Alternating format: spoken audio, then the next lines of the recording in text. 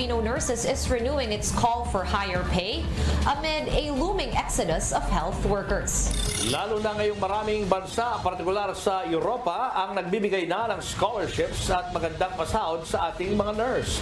Health workers choosing work abroad is nothing new to the Filipino Nurses United. FNU explained that poor working conditions and low salary remain top concerns for migrating health workers. As it is, they're really pushing nurses out because they are not given enough wages. They are even the benefits that have already been mandated are not given on time, delayed, or not given at all.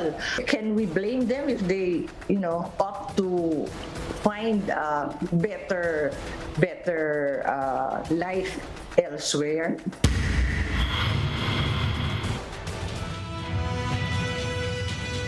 Nurses groups are sounding the alarm again over an exodus of hundreds of their own.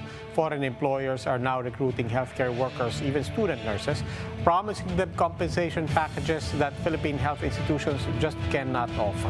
What can government do, and soon, to prevent this brain drain? We discuss in this episode of the Chiefs.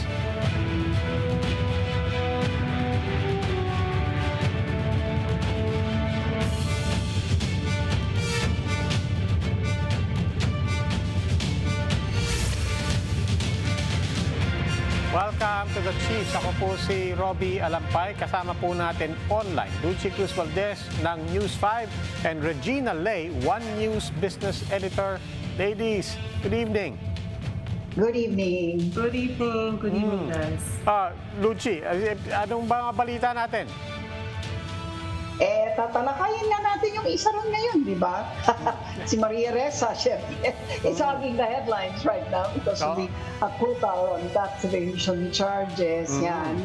And then, of course, yun ngayon yung pinakamalaki. Wala pa tayong balita from Davos, no, Robbie, na bago. Well, hindi pa rin we have yet to hear about the planned soft launch about sovereign wealth. Not just the soft launch, pero Regina, di ba, sinabi rin doon, sinare din ni President Marcos, his projections for the economy this year, 7% growth for 2023. Yeah, that's right, Robbie. And I have to point out on the high side, ang alam ko, the median projection for this year is about 6.5, around 6% or so.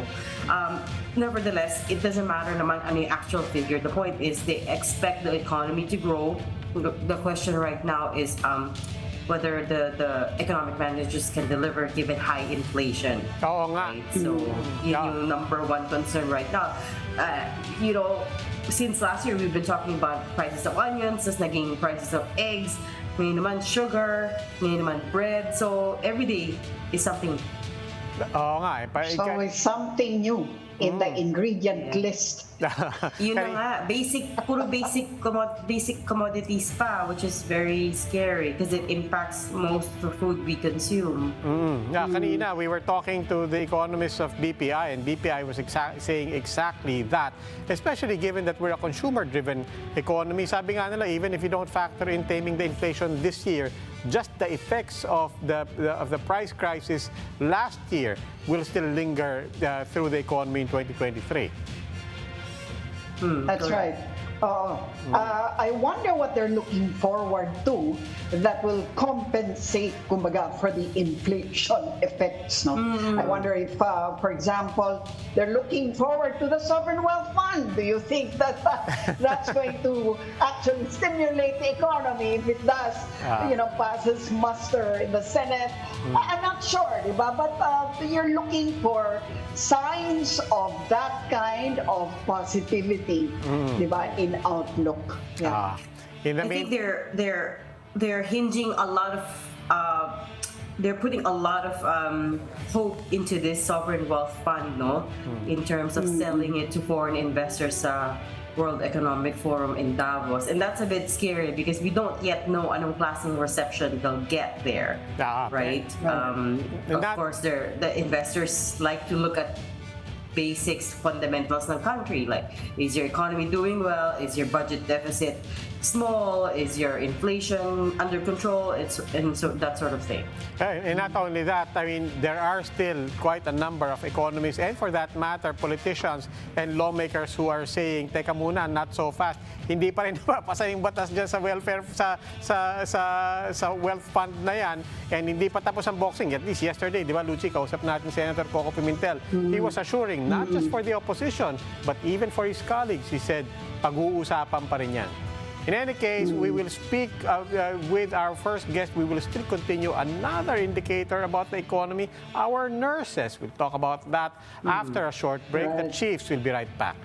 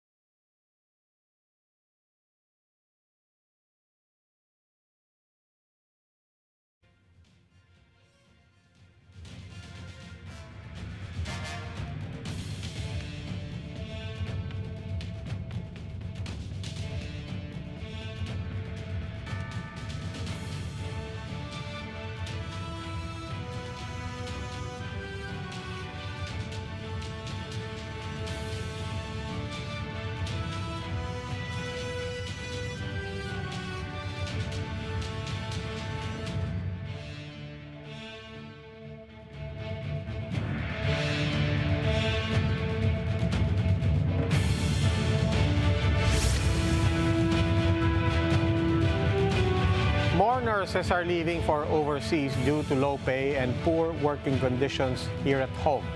Meanwhile, the nurses that have left would endure longer work hours due to understaffing. How does all of this affect our healthcare system? Let's speak with Dr. Maricar Limpin, former president of the Philippine College of Physicians. She's also the chairperson of the steering committee at the Philippine Coalition on the Prevention and Control of Non-Communicable Diseases. Good evening, Dr. Limpin. Welcome back to the Chiefs. Hello, good evening, Robbie, Lucy, and Regina. Good evening to everyone. Good evening. Doc, let's get a number of things out of the way dahil tagal na natin pinag-uusapan to. First of all, everybody says, who can blame our nurses, di ba? If they go for greener pastures. And not just the greener pastures, everybody also acknowledges poor working conditions here at home.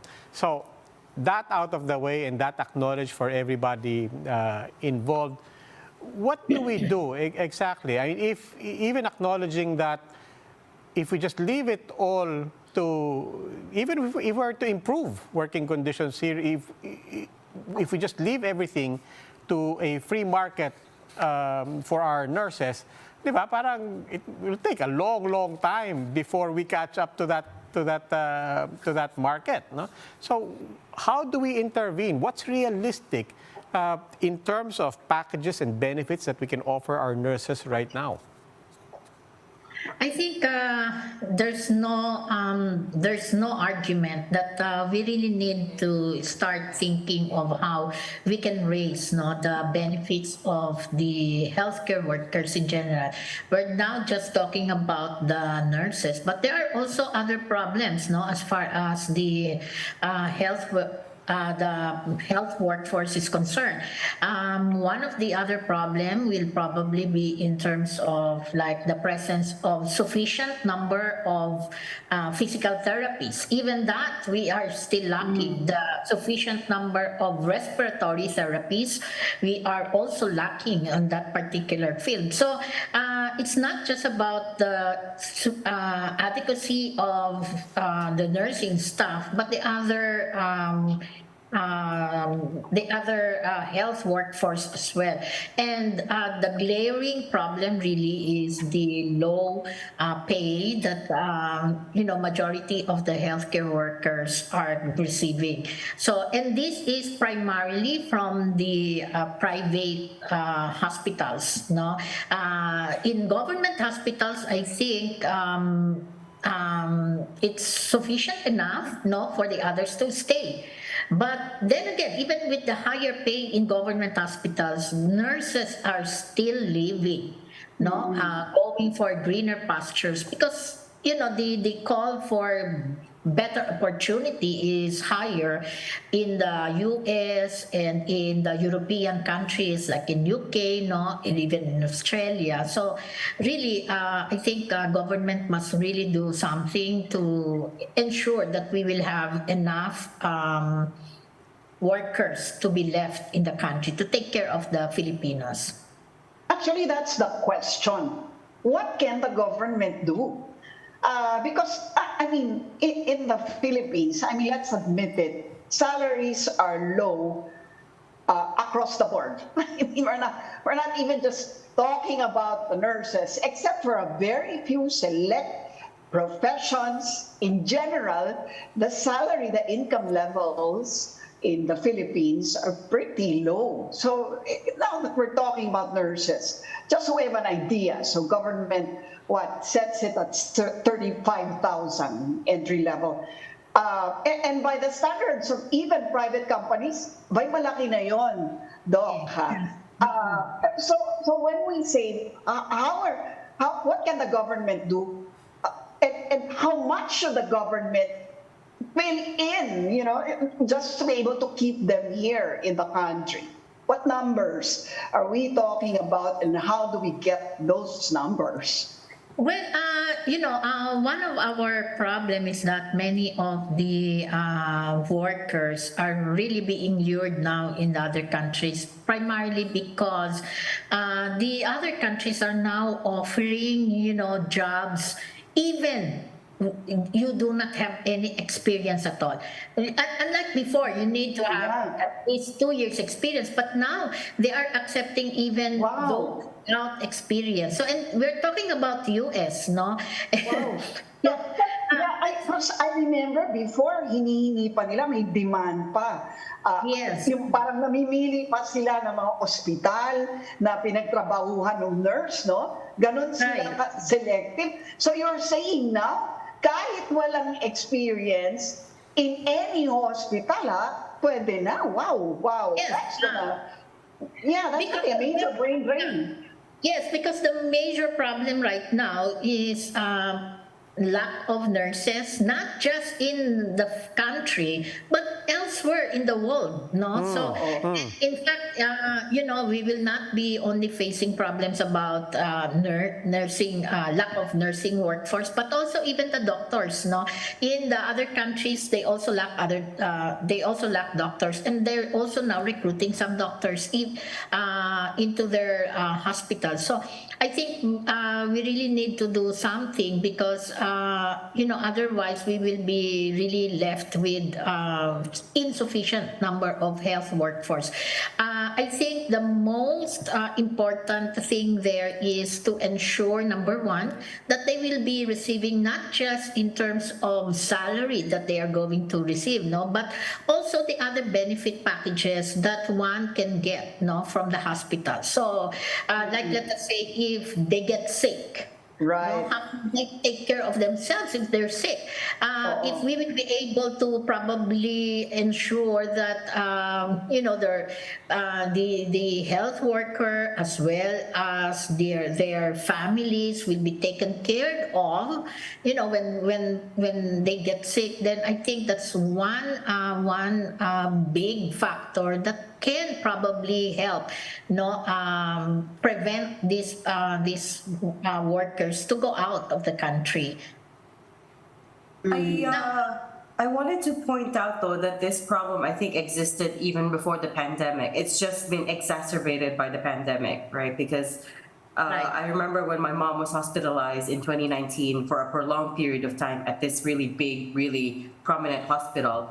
Every single one of the nurses who cared for her were just waiting for their papers to go abroad.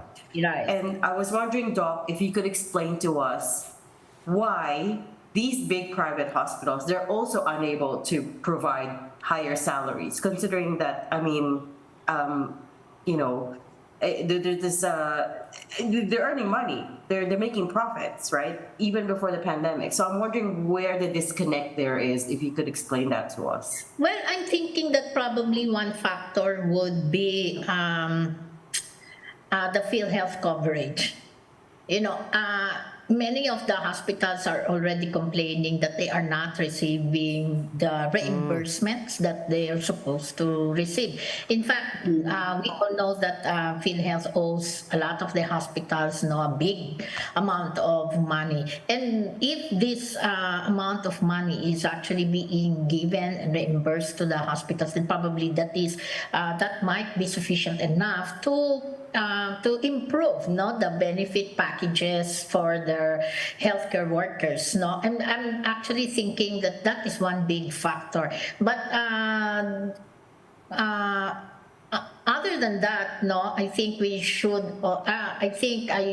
We need to also maybe incentivize the private hospitals who will be able to give sufficient, pay or benefits to their healthcare workers, and maybe tempering the profit that one gets. We have to really make sure that the private hospitals will be, I don't know in terms of the profit that one makes, but probably just temper the profit that you expect to get from the patients that you have in your hospital. Ma'am, one ironic thing that we keep repeating is, on the one hand, may shortage tayo of nurses. On the other hand, we have a lot of unemployed and underemployed nurses. So you could say we have both a shortage and a surplus. But dun sa Exodus, kanina kausap namin sa CHED, si Mr. Popoy De Vera. And he said one thing that we can do, it's not necessarily a strategy, but at the very least it's something to keep us running in place, is we just make sure that the supply continues. We have a lot of schools. We are training a lot of nurses. Some people will leave, but as long as meron. But kung ganun yung gagawin natin, I have a question. Is it just a supply question? And come to that supply, is it a quantity issue or is it a quality issue as well? If we just keep replenishing, nurses while they're waiting, and eventually when they leave, somebody comes to their place, that probably solves it on the quantity side. But is it a quality issue as well? Well, definitely there will be problems with quality, especially if majority of your nurses are all, newly hired.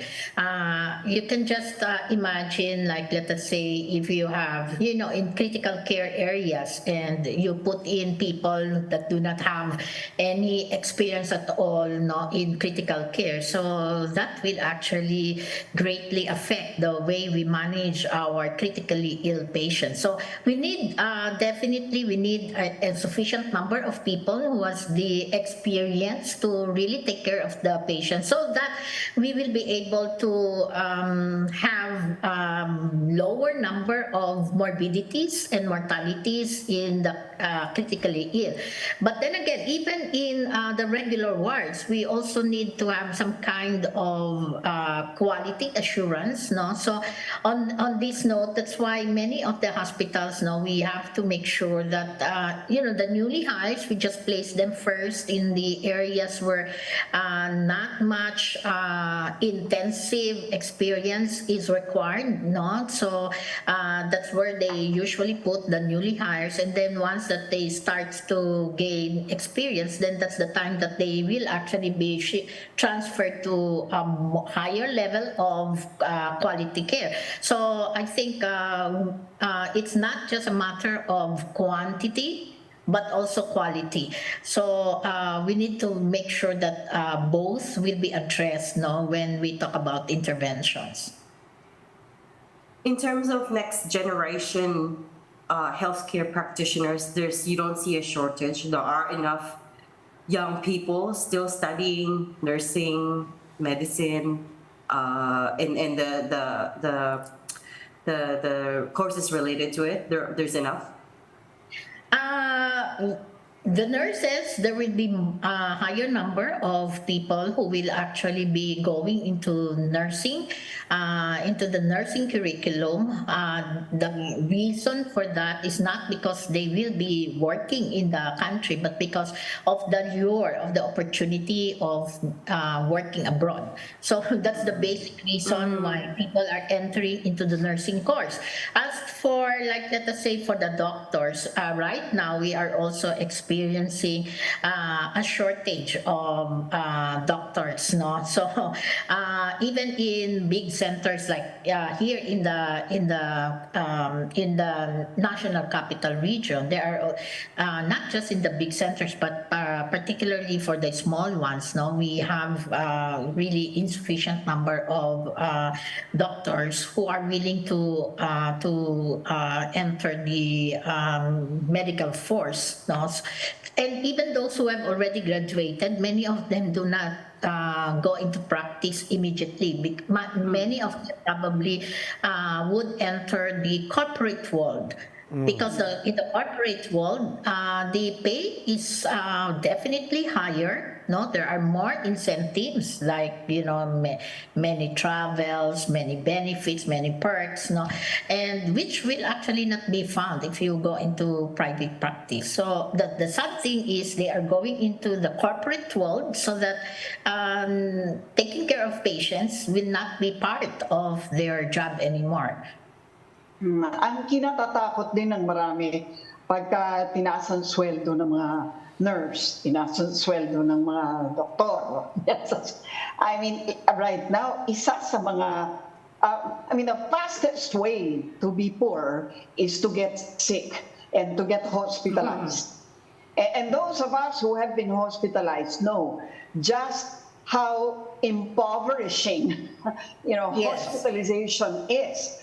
And so I'm just wondering what the cost of that would be on the customer side, on the patient side, if we raise the salaries of medical workers, considering also that the medical insurance, even of the best companies, it's usually not enough to cover the cost of a surgery, a major surgery, and confinement for like 2 weeks. Definitely, Luchi, the cost will be tremendous, no? Especially at this time, no? After the pandemic, everything actually, the cost of everything went up. So definitely, it will be a difficult, reality that everyone has to face, even in the presence of the universal health care. So actually, we cannot even feel the impact of universal health care, because it's not actually being, people do not feel that it is being implemented right now, because many of the healthcare costs are still being shouldered by the individual. So definitely, yes, you are right, Luchi. So I think one of the biggest key here is to make sure that people will not really get sick. And therefore, government really must invest on preventive programs in health promotions, no? And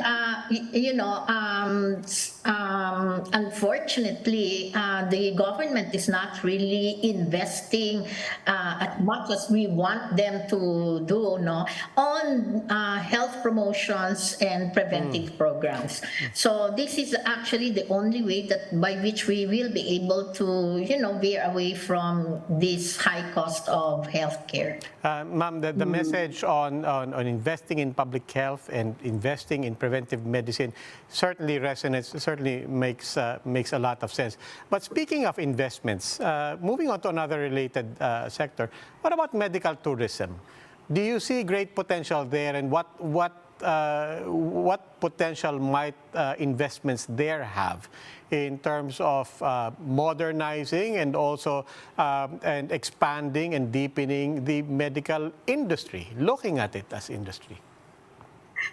I think we need to find our niche in the medical tourism because, like, let us say for cosmetic surgeries, definitely. Thailand, oh. Yeah, Thailand is way ahead of us, and then as far as the other fields, no, they have actually really done very well already. Even with cardiac surgeries, Thailand is even way ahead of us. So I think we need to, but going into cardiac surgeries will probably be as part of the medical tourism will be something that is quite doable because we have the capacity no to do it, but it will be limited only in major hospitals, and we need to again make sure that we have people who has the capacity to take care of these patients, because if we will have problems like what we are facing right now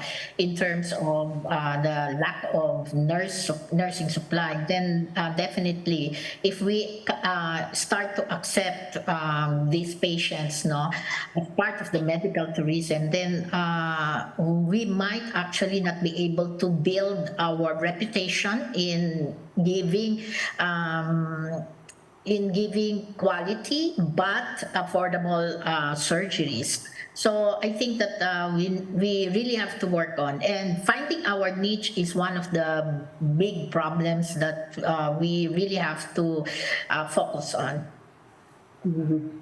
Right. Doc, any thoughts on the lack of a permanent DOH secretary at this point, 7 months into the new administration? What's the community saying?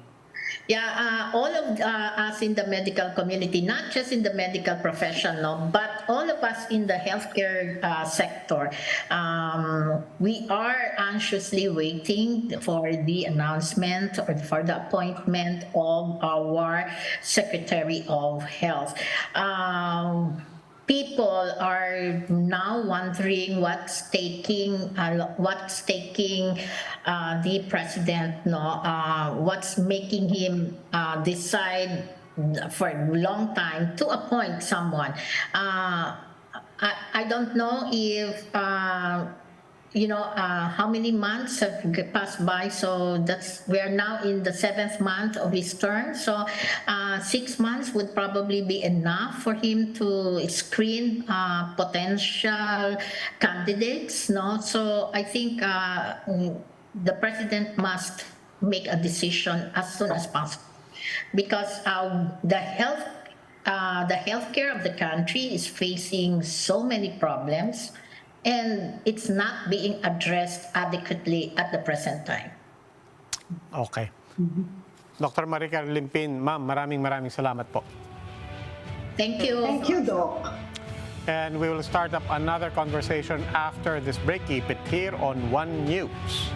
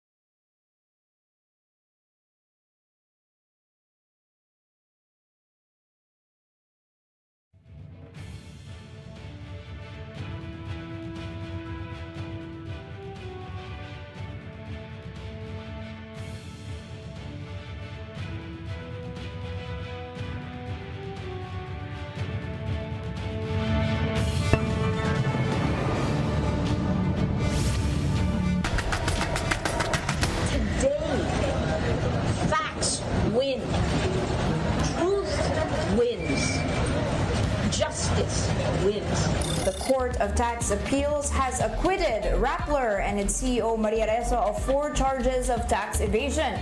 Ressa says this only proves that Rappler is not a tax evader. She added that the acquittal is not only for the company, but for every Filipino who has been unjustly accused. Siguro naman po, yung sa mga trolls ng Rappler at doon sa mga naniniwala sa mga kasinungalingan tungkol sa Rappler, napaniwalaan na po namin na hindi tax evader ang Rappler. The Court of Tax Appeals has acquitted Nobel laureate Maria Ressa and Rappler Holdings Corporation of 4 counts of tax evasion. The case was filed in 2018 by the Department of Justice. Joining us now on the program, Rappler founder and CEO, Nobel laureate Maria Ressa. Good evening. Welcome to the Chiefs, Maria. Thank you for having me. Maria. Okay. Hi, Luigi. Congratulations, Maria. First question, were you surprised by this? Were you surprised by this decision? I was hoping for it. I knew there was no evidence, but the world has been upside down so long, I wasn't sure. So I was prepared for either one, but in my mind, I felt this was the only choice possible. Fingers crossed, I walked in and within 6 minutes, we knew. Okay, well, fingers crossed pa rin because you still have other cases pending. There are still cases on questions of foreign ownership, that closure order on Rappler, the cyber libel cases still against you and one of your researchers. Does this decision, to your mind, does this have any implications on your arguments and your other cases? It'll have some kind of impact on the 5th tax evasion charge, right? Because this gets rid of 4. There's a 5th one that's at the RTC Pasig. After that, there's an anti-dummy law violation, alleged violation. That's also connected to the SEC. And then the cyber libel case at the Supreme Court. Those are the criminal charges left against me. It depends. I think what we've seen here is that the fear has lifted. And I was optimistic about the Court of Tax Appeals because the trial itself was extremely professional. And, it's funny because I look at the buildings that we're also in. I've now been in every court in the Philippines from the municipal, and we just filed an appeal at the Supreme Court. So out of all the buildings that we've been in, the RTC in Manila, for example, where the cyber libel case happened, the building is literally falling apart. Here, the Court of Tax Appeals, efficient, air-conditioned, well-maintained, and that was the way the trial was run. Which particular case, Maria, do you think would be a real linchpin in this legal fight against the government itself, as far as Rappler is concerned, and as far as press freedom, which has been your advocacy from the start, is concerned? Well, this one was critical, Lucci, because it combined business at a time when the president is in Davos, Switzerland, trying to actually bring foreign direct investment in, but business, rule of law, that's connected to business as well, and finally, press freedom. But really, the mother case where all of these charges stem from was at the SEC, a civil case that led to a shutdown order in January 2018, right? And in that one, it was about control, which essentially is about Philippine depository receipts. So this, again, they're all interconnected, and I'm hoping that parang yung kalbaryo namin, sana naman may katapusan na rin siya. But you have lost that one, though. I mean, you've been ordered closed by the SEC, and I understand that this case is on appeal.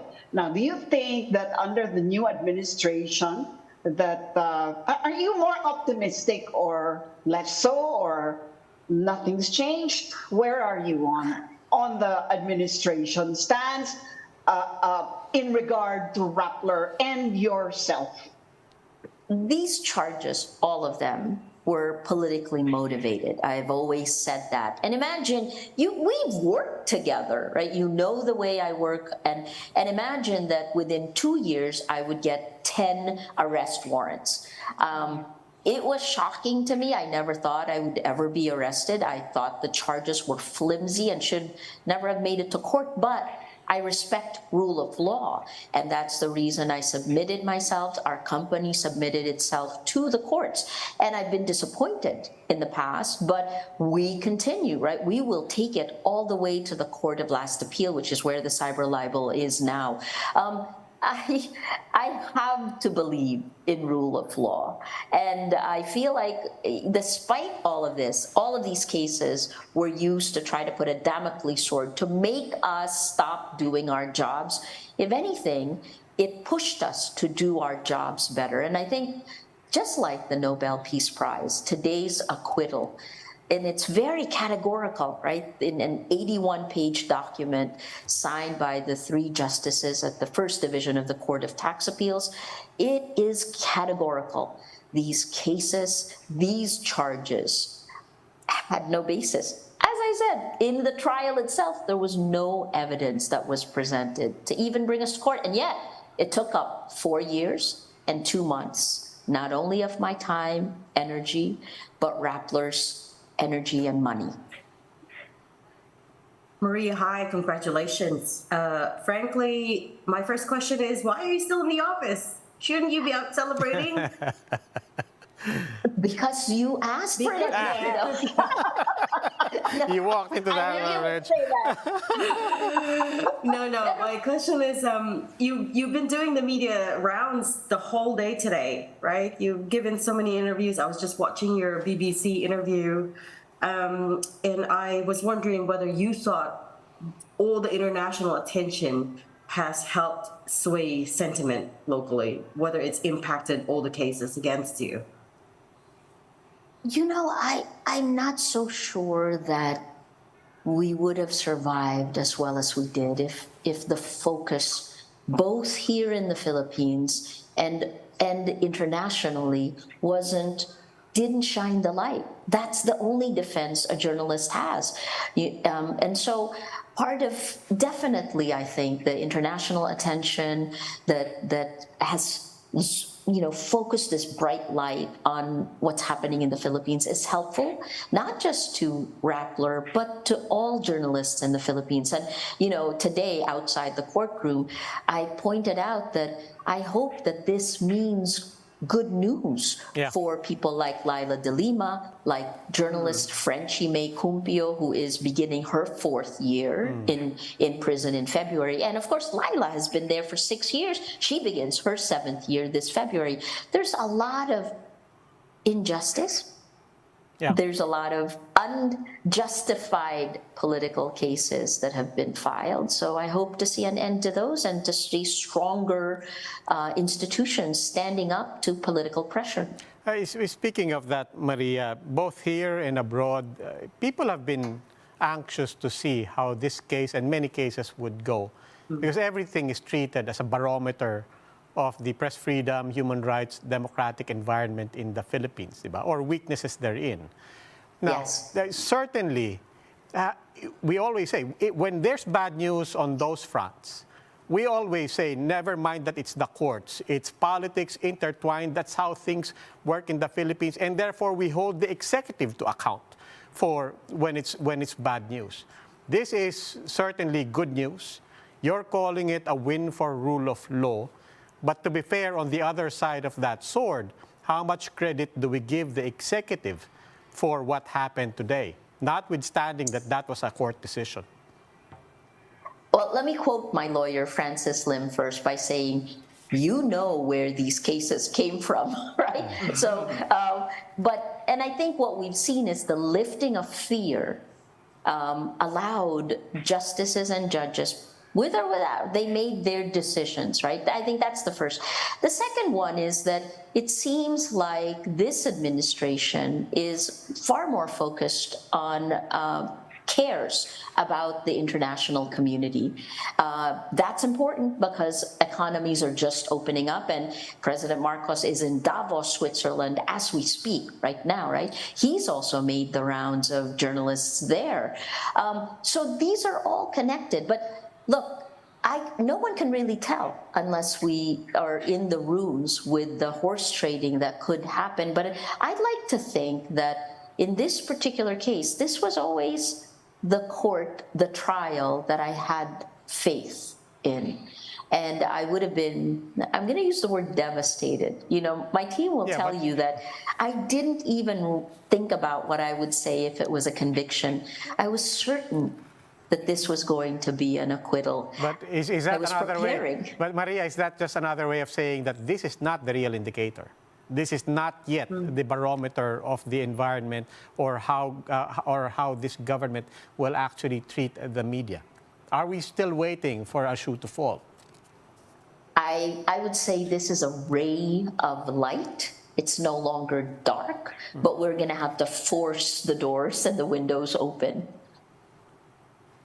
Maria, you just used the word devastated, but I'm just wondering, and this is a big if, okay? Of course, when the SEC ordered the closure of Rappler, the first question in everyone's mind was, can they really close a digital news organization, considering that the complexion of such news organizations has become very global? And so, in a way, doesn't the state of technology that allows you to do what you do and that allows us to do what we do digitally help your case and help the case of media freedom in general? Well, so I think, you know, first off, our laws have to catch up with technology on almost every front. But one of the things I realized is this is the very first legal case that Rappler has won ever, you know, since these cases were filed against us. So under the Duterte years, the intimidation tactics began on social media in 2016, very, very early. And then, you know, the President Duterte addressed us in his State of the Nation address in 2017. And then a week later, we got our first subpoena. We have lost every single appeal, every single one except this one. So one of the things I realized was that, you know what, every time we were defeated, when I was arrested, I'm actually not that emotional. Because you know what this is like as a journalist. You push your emotions down, and then I am more angry than I am emotional. Today, when the right thing was done, I was actually far emotional. I couldn't control it. So in some ways, it was almost like disbelief. And so, sorry, let me answer directly your question. Yeah. It is, could the government close us down? Yes, because we're a business, which is why the Court of Tax Appeals was critically important. The Court of Tax Appeals also has a track record, and it has the SEC, which is actually supposed to help business grow, has not done any action like what it has done to us. If there's a violation in administrative processes, it gives companies a year to actually fix it, right? Because it's supposed to help business. So yes. Can we get shut down again? I go back to that. Yes, we can. The business can get shut down. Can we continue doing journalism? You can't do good journalism without a business. But I think that's also something we learned with the Duterte administration, right? Because in January 2018, that was when the SEC tried to shut us down. Within 4 months, when the government took that action, we dropped 49% of our advertising revenue. And if you follow what the government was trying to do in this war of attrition, we would have run out of money before the end of the year. But what we were forced to do, because the government took that action, is to actually come together and come up with an alternative, sustainable business model that, you know, we started this in mid-2018, 2019, that set us up in time for the pandemic. We found a model that allowed us to grow. And so, you know, I guess, thank you, President Duterte, or ex-President Duterte. And, and I think the last part is, Nietzsche's quote is right. What doesn't kill you will make you stronger. We've come out of this stronger. Mm-hmm. And what about your advocacy? Oh, yeah, go ahead, Regina. Go ahead. Well, I was just going to say, you talked about the climate of fear lifting, and President Marcos, to his credit, has repeatedly said he's committed to a free press. Do you buy that? Is that what you're seeing? I'd say actions speak louder than words. This is a good first step forward, letting the justice system move. But I think here's the other part. I've been asked this a few times today, does this mean President Marcos? It's hard to tell, but let me put it this way. The bar was so low that anything is better. Yeah, but to that point, you said letting the justice system work. Could you talk about that a bit? Because you did mention that. But in a way, do you believe that more fundamentally, the development today was not so much a message or an assurance to the media? I think far from it.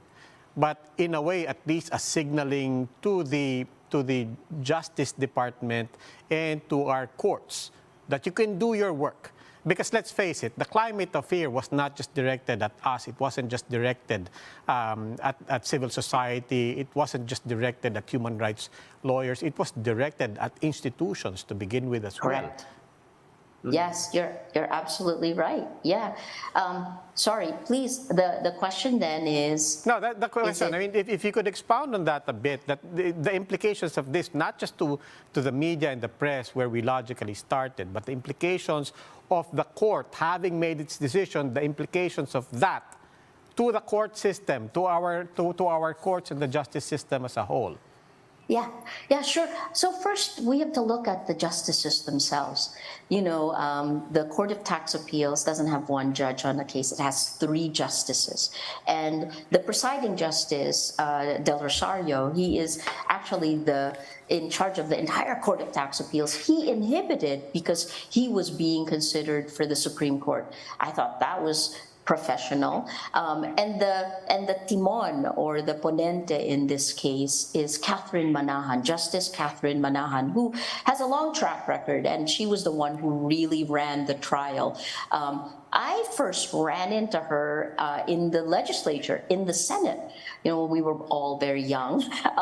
But then to see her track record, of course, I studied our justices as well, who were handling the cases of Rappler. And then finally, the last one is Justice Bacora Villena. She actually has a journalism background. She was a journalist major in college, and their track records are great.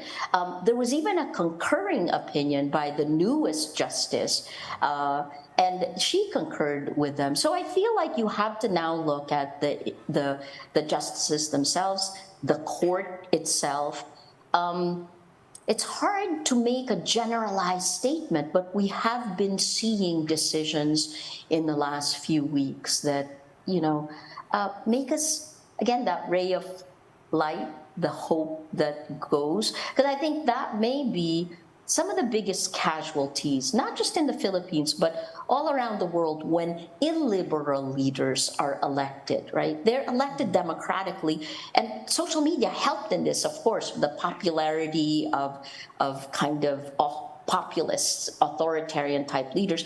Once they get elected democratically, the first thing they do is to consolidate power by crushing institutions of democracy within their own nations. Yeah. And when that happens from within, then they ally with other leaders globally, and we've seen this as well. And so the challenge now is to rebuild these institutions. And if President Marcos is true to his words, then, we will come out more vibrant. And that's the irony of everything, of course, right? Because we're coming up, February is the 37th anniversary of People Power. What a strange time we live in. But I really hope he is true to his word, that our institutions will get stronger, because they've become incredibly weak in the last 6 years. Outside of the Philippines, Maria, you're also waging a war of accountability versus the tech giants. I mean, to me, this is an even, I don't know, what is it? Mission Impossible. But of course, that part of the admiration that you're credited for is really that you're taking on these giants.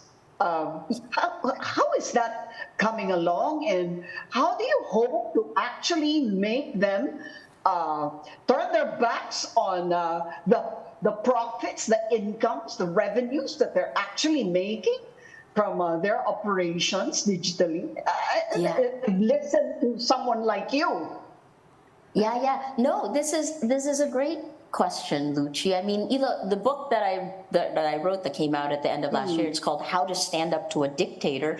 The dictator isn't just a government official. It isn't, it isn't a bully. It could be that, but it is also Mark Zuckerberg, right? I mean, I referred to the dictators of technology, which has essentially transformed the world globally.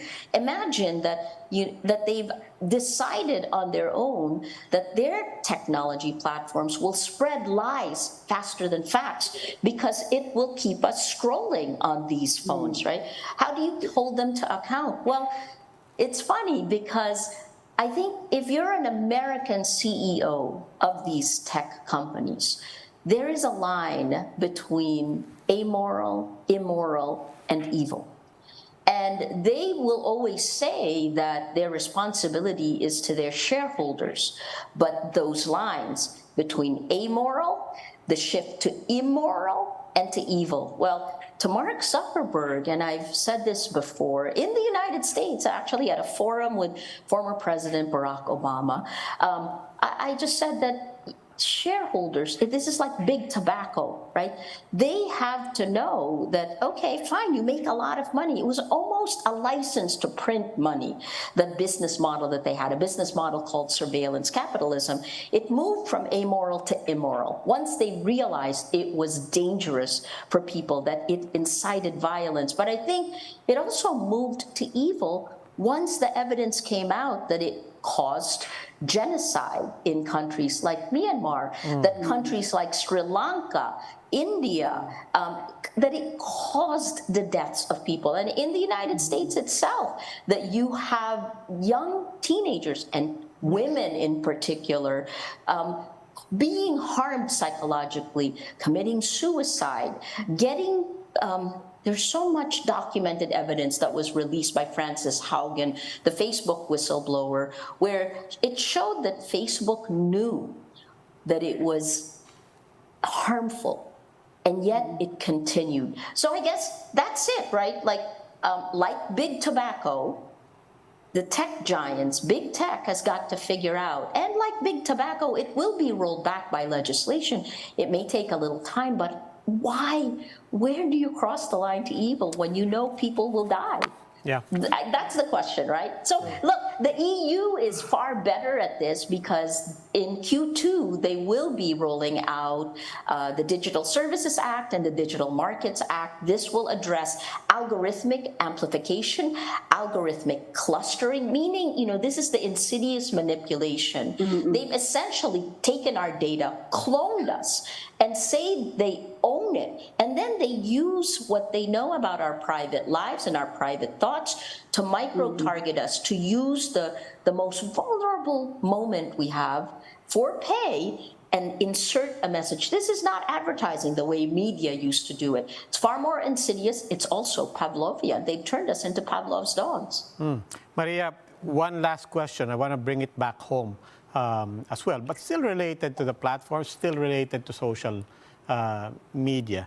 We've been talking about how this case, this victory of yours, may be an indicator of the current environment. There are other indicators, let's never forget. Friendship May Cumpio, Leila de Lima, so many cases still against journalists still getting killed, and so on. So we don't know how sustainable this is. But I want to look at another indicator, the temperature on social media. You have a Shark Tank, I know. You're trying to look at things objectively, data-driven. If you look at the social media trends and the trolling from the Duterte administration to the Marcos administration, if you take that not necessarily as sustainable, but if you take what you're seeing from the data there then and the data now, what are we seeing in terms of social media, trolling of media and civil society, taking that as objective indicators?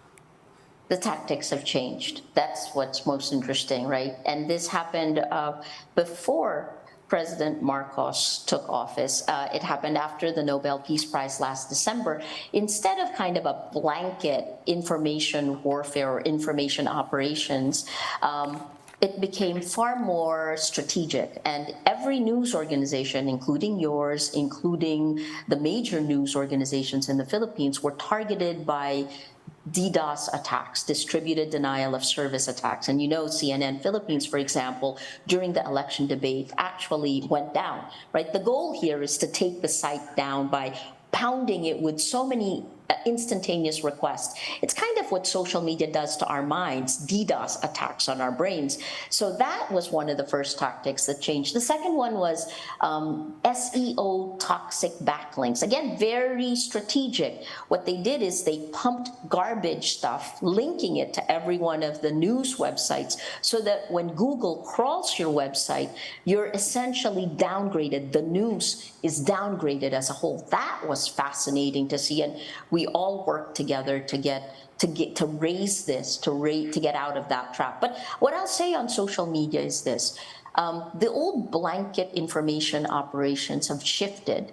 The attacks on individuals are still there, but they're very targeted. So I'll talk about the attacks on me. They no longer go online to actually just pound, well, they still do, I guess, the meta-narrative. Now it's tax evader, right? They still do. Pero hindi siya ganun kasama. Like, it's not as bad as it was before. It's still there. They still pound it. Now they can no longer say tax evader kasi hindi na nga po tax evader. Diba?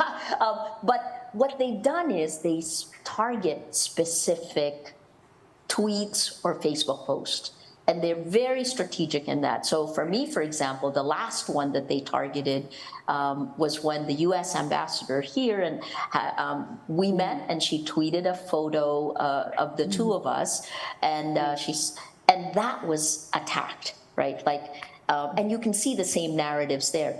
The one before that was the Nobel Prize, the Nobel Committee. So even the trolls apparently care about the rest of the world now. So look, I hope that the administration, that our governments, not just the Philippines but around the world, realizes that when they manipulate our people, when they use social media this way, that what they do is they also turn off their own people, meaning you destroy trust.